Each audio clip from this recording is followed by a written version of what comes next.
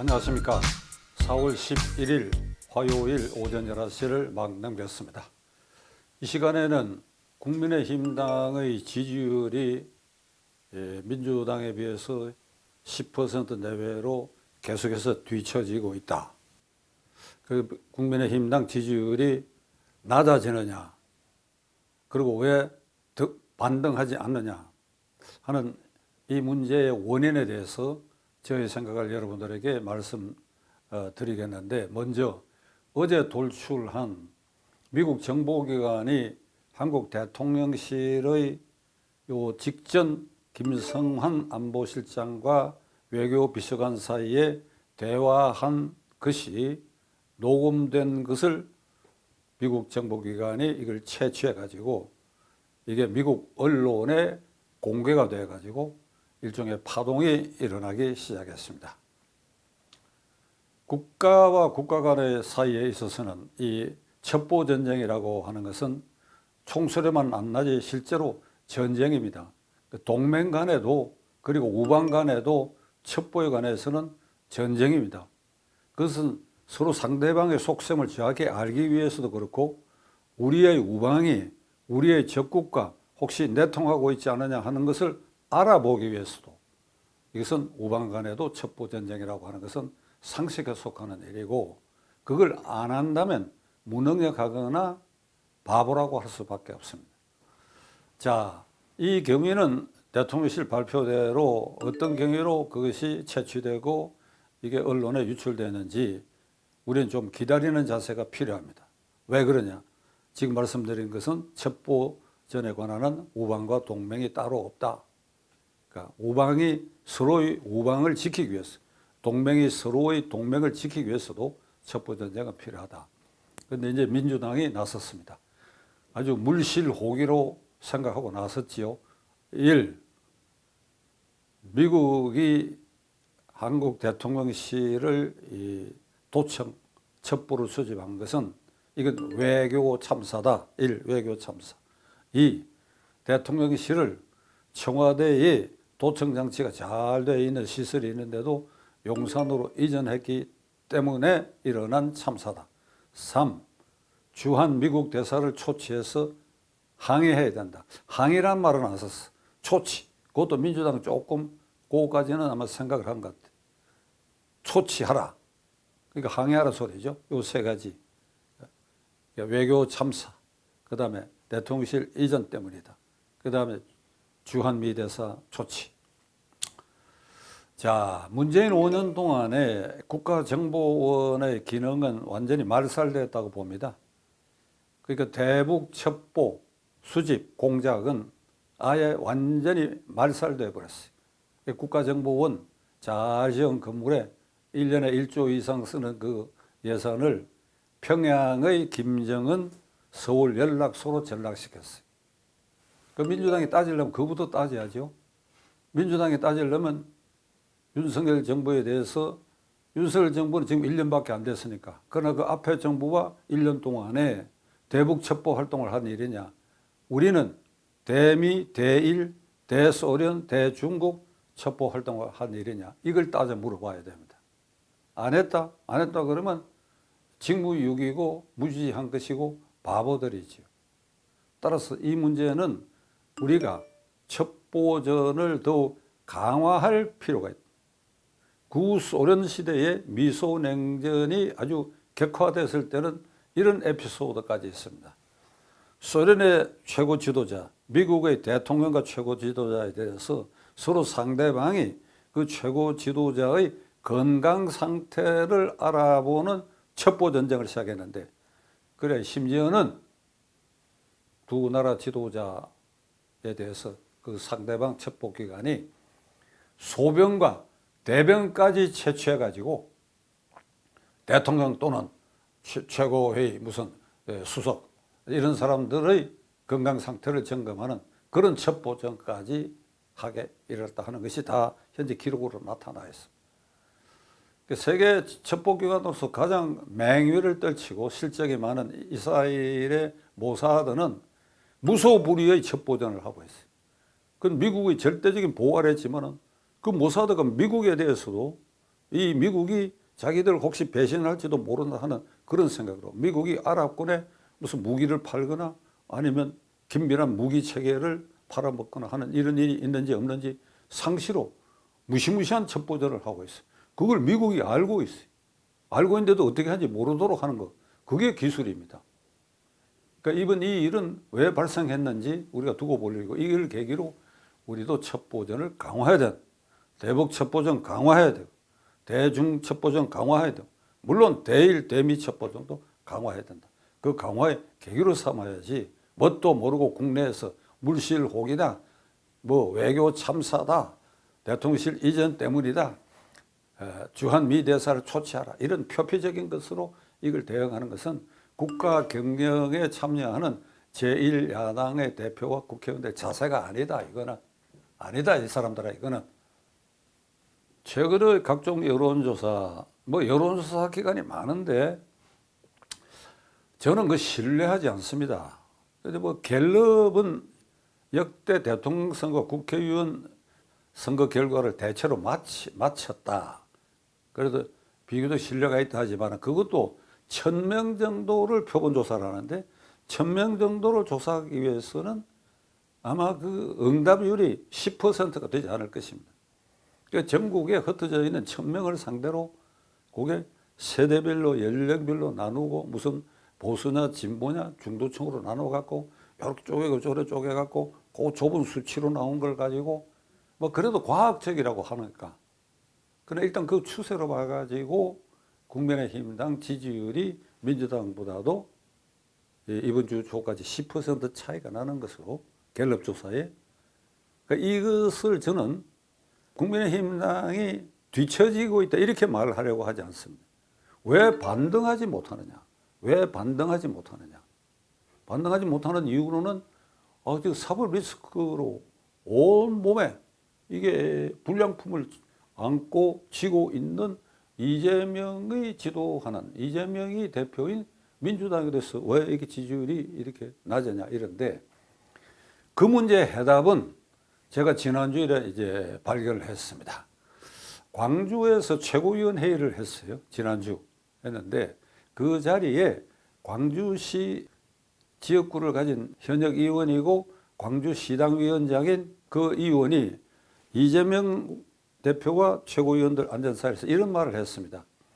지금 광주 민심이 메말라가고 있습니다. 메말라가고 있습니다. 그 광주 민심이 메말라가면 민주당의 지지율이 형편없이 떨어져야 될 텐데 그 말을 하는 동안에 그 직후에 민주당 지지율이 여전히 고공행진을 하고 있습니다. 그 지역에.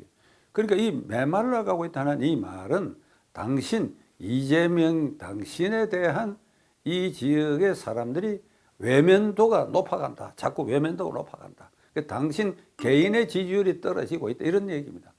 당신 개인의 지지율은 떨어져 있지만은 요걸 떼놓고 민주당 지지율은 그대로다. 그러니 우리가 얹지 않으니까 당신 그만두든지 해라. 이런 신호를 보낸 것이라고 볼 수 있습니다. 국민의힘당 일각에서는 이재명을 그냥 민주당 대표로 계속하고 그래 그가 공천하고 이렇게 해서 하면 우리 국민의힘당의 호재가 돼가 선거에 유리하게 될 것이다. 여러분 그렇게 생각하면 그건 착각입니다. 저는 이재명 대표가 지금 광주에서까지 당신은 아니라고 하는 소리가 나온 이상 아마 제거되라고 봅니다. 틈시 됩니다. 안 된다 하더라도 이재명과 민주당은 별개예요. 민주당 지지율은 여전히 국민의힘당보다 더 높고 이건 내려앉지 않을 것이라는 이 어떤 확신적 예감을 그 광주시당 위원장의 발언에서 저는 그렇겠구나. 우리는 무턱대고 어떻게 이재명이가 지도하는 민주당보다도 국민의힘당 지지율이 이렇게 낮으냐 하는 그 의문이 풀린 것입니다. 그럼 별개예요. 이재명 민주당 플러스 이재명 거기서 민주당의 그 중심 세력 일부가 점차 확대되면서 이 이재명을 털어내는 작업을 하고 있다. 네가 있어도 민주당은 고공행진이니까 네가 있으면 더 방해가 된다.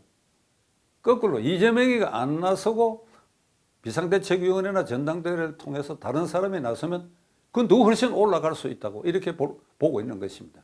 자, 이런 국면에서 국민의힘당은 자체적으로 반성하고 분석해야 됩니다. 전당대회를 한 지 한 달밖에 안 됐지요. 우리는 흔히 그 전당대회의 컨벤션 효과라 그러지요. 뭐니까 많은 넓은 공간에 당원들이 모여가 뭐 깃발도 들고 노래도 부르고 누구를 지지한다 왁샤왁샤 A다 우리는 B다 아니다 C다 이렇게 시끌벅적하면서 결과가 예상되지 않는 가운데 투표를 해가지고 아 B가 됐다 예상 밖이다 그러나 잘 됐다 박수치고 이렇게 해야 컨벤션 효과가 있는 것인데 조용했지요.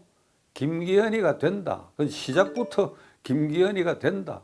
윤심이다. 윤심이 찍었다. 그러니까 안철수도 어쩔 수 없다. 처진다. 그러니까 윤심을 확인하는 전당대회다. 윤심이 김기현이다. 김기현이라는 대표를 윤심이 전당대회에 제시했다. 그 찬반 투표를 했다. 그래서 김기현이다. 이렇게 된 겁니다. 뜸을 좀 들이고 그 과정에서 이제 유승민, 이준석을 찍어낸 거 나는 그것을 찍어냈다기보다도 그 둘은 전범이니까 지금의 국민의힘당과는 같이 할 수 없는 사람들입니다. 3월 9일 대통령 선거에 완전히 내부 총질을 하고 아마 이런 생각을 한 것 같아. 이준석은 이재명이가 되더라도 나는 당대표다. 내 기득권이 있다. 이런 생각을 해서 윤석열이 안 돼도 좋다고 생각해서 총질한 것 같고 유승민이도 비슷한 생각으로 뭐 안 돼도 내가 당하면 대안이 아니야. 이런 생각이 같은데 우리 제야에 속했던 저 입장에서는 이 선거는 전쟁이었거든요. 만일 이게 종북주사파가 개성했다. 이재명이가 됐다. 그럼 지금 나라 꼴이 어떻게 되겠겠어요? 저 이거 유튜브 방송 못합니다. 이재명이 대통령이 됐으면. 계속해서 이래 민주당을 공격을 해요. 한두 번 하면 이 문간에 개딸들이 와갖고 박찬종 때려 죽이자 이 소리 나옵니다. 그러면 제 밑에 일하던 사람 다 도망가고 제 혼자 그때 방송하니까 안 됩니다. 그걸 생각하면 아주 무서운 일인데 이런 무서운 결과에 대해서 자기중심으로 생각한 이준석이나 유승민이가 이렇게 제거됐다. 그건 나는 납득하려고 합니다. 문제는 나경원인데 이걸 거칠게 다루은 거야. 나경원이가 나서서 경쟁하도록 했어야 된다. 이 점은 나경원이라는 사람도 실책이 있어. 저출산 고령화 대책 부위원장을 시켰을 때 당신은 이거 하고 기부 특사를 맡고 이번 대표 안 나왔으면 좋겠다 이런 신호를 보낸 것 같은데 뭐 그래도 나오면 그만이지요. 그런데 불쑥 저출산 대책으로 위원회도 한번 소집하지 않고 헝가리 방식으로 신혼부부에게 3천만 원 예를 들면 대출을 해주고 애기 하나 낳으면 1,000만 원, 둘 낳으면 2천만 원, 셋 낳으면 3천만 원 깎아준다. 이걸 불쑥 발표했어요. 근데 이거는 저출산 고령화 대책의 100가지 검토 중에 한 가지이지 이게 절대적인 것이 아니지. 이게 예산도 뒷받침돼야 되고 하야 돼. 그러니까 이게 용산에서 빨끈한 것 같아도 지나치게 빨끈했다. 그러면 본인이 사의를 표명했으면 수리한다. 이래 버리면 될 일을 해임이다.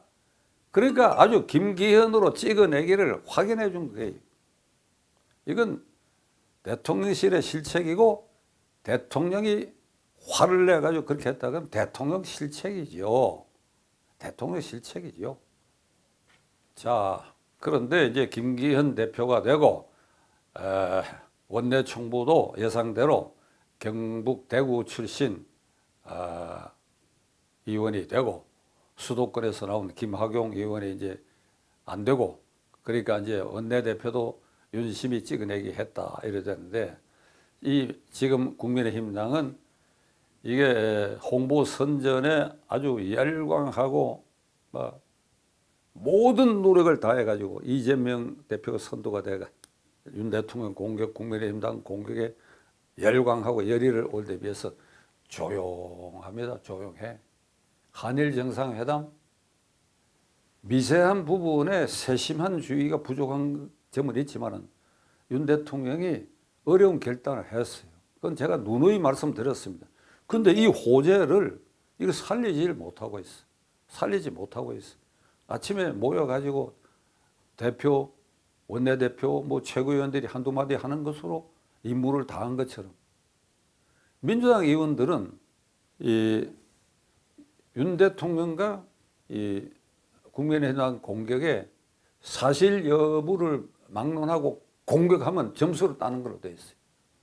그러니까 청담동 술파티 허무맹랑한 뉴스도 대통령과 국민의힘당 공격하면 이재명이와 민주당 지지율 올라가고 이재명의 이게 점수를 따게 되는. 한일 정상회담도 팔아먹었다. 독도도 팔아먹었다. 후쿠시마 근처에 수산물이 곧 돌아온다. 계속 허위사실 이 얘기를 막 내뱉습니다. 10명이 사격수로 나서는데 국민의힘당은 하나도 나서질 않아요. 아니다. 그렇지 않다. 이렇게 얘기하면 저 개딸들한테 찍히고 또 말실수라 그래가지고 또 윤심에 찍히고 이럴지도 모른다 하는 이런 두려움 때문인지 이쪽은 조용해요.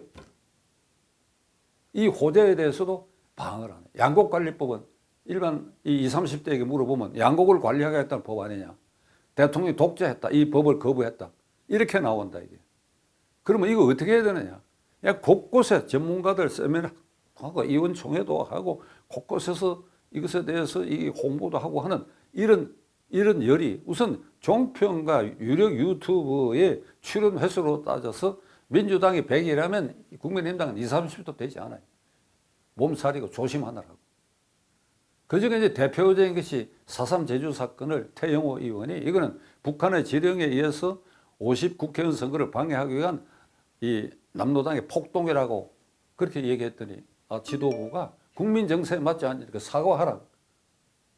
그 태영호 의원이 기가 차가지고 뭐를 사과하라 하느냐 이거예요. 김재원 의원이 한 두 가지 뭐 실언이 있다고 한데 겹쳐가지고 4.3 사건에 대해서도 태영호 의원과 비슷한 입장에서 그걸 이런 식으로 기념할 일이 아니라고 하는 데 대해서도 국민 정세에 어긋나 너는 한 달 동안 입 다물라 이렇게 하고 있어요. 지금 4.3 사건은 75년째 철벽으로 이렇게 딱 씌워놓듯이 문재인 대통령이 말한 좌파들의 정의, 제주도민들이 남북 통일정부를 기원하는 집회와 시위를 군경이 무참하게 학살한 사건이다. 이래버렸다. 남북 통일정부를 위한 제주도민들의 평화적 집회 시위를 무참하게 학살했다. 아니다.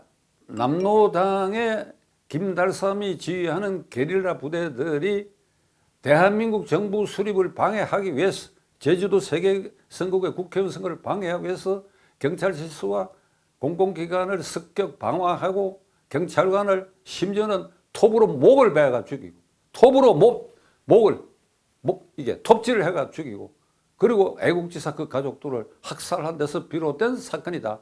그럼 어느 것이 4.3 정신이냐? 대한민국의 자유민주 질서를 세우기 위한 그 선거를 우리가 존중해야 된다. 이걸 방해했다. 그럼 문재인 논리대로 하면 이 방해한 것이 4.3 정신이란 거예요. 그럼 뭐가 4.3 정신이냐 이거야. 그러니까 국민의힘당은 이 철벽같이 75년 동안 이렇게 쌓여 있는 걸 이걸 걷어내고 녹이고 한데 아주 힘이 들 겁니다. 그러나 시간을 두고라도 이 문제는 국민의힘당이 대한민국 정부 수립을 지지하고 자유민주 질서와 시장경제 원리를 지지하고 이걸 지탱하는 것을 표방하는 정당이라고 한다면 4.3 사건도 근본에서부터 이 잘못된 걸 바로잡는 노력이 필요하다. 국민 정서다. 이런 이유로 바른 말 하는 국회의원들을 옥죄고 이러니까 안 나선다 이거 안 나서. 또 말 실수하면 윤심에 어떻게 찍히고 지도부에 어떻게 찍히고 할지 모른다 하는 이런 생각 때문에 국민의힘당은 위축되고 왜소해지고 자 제야 세력 중에 엄청난 엄호 세력이 있는데 이걸 다루는데도 그대들은 용산도 그렇고 국민의힘당도 정말 거칠게 다루고 있어. 누구 말 맞다나 차 떼고 포 떼고 장기판에서 그래 어떻게 이기겠다는 거야. 제야 세력 중에 못마땅한 게 있으면 대화와 타협을 해서라도 합의점을 찾든지 하는 이런 노력은 전혀 없이 그냥 칼질해버리고만 그냥 나서서 그냥 칼질해버리고만 어디에 기반을 두고 어떻게 해서 중간표를 모으고 그래야 총선에 승리할 수 있을 것인가. 앞으로 선거는 이제 11달 남았으니까 두고 볼 일입니다만은 지금 제가 말씀드린 이런 것들을 어떻게 극복해 가느냐. 그리고 막바지에 가서 공천 룰을 가지고 또 내부의 갈등을 일으킨다. 그게 윤심과 윤심 관계자들의 입김이 작용했다. 지난번 3년 전 공천에서처럼 낙하산에 있고 돈거래가 있었고 하는 그런 부정적인 것이 다른 형태로 이번 공천에 나타난다. 그러면 이 선거는 망친다. 그러니까 공천을 어떻게 할 것인가. 이게 대통령은 철저하게 중립을 지켜야 합니다. 누가 되든지 간에 다 내 군사라고 생각해서 이렇게 다 포용할 수가 있습니다. 그건 윤 대통령의 나는 장기라고 생각하는데 그 두려워할 필요가 없어요. 누가 되든지 간에.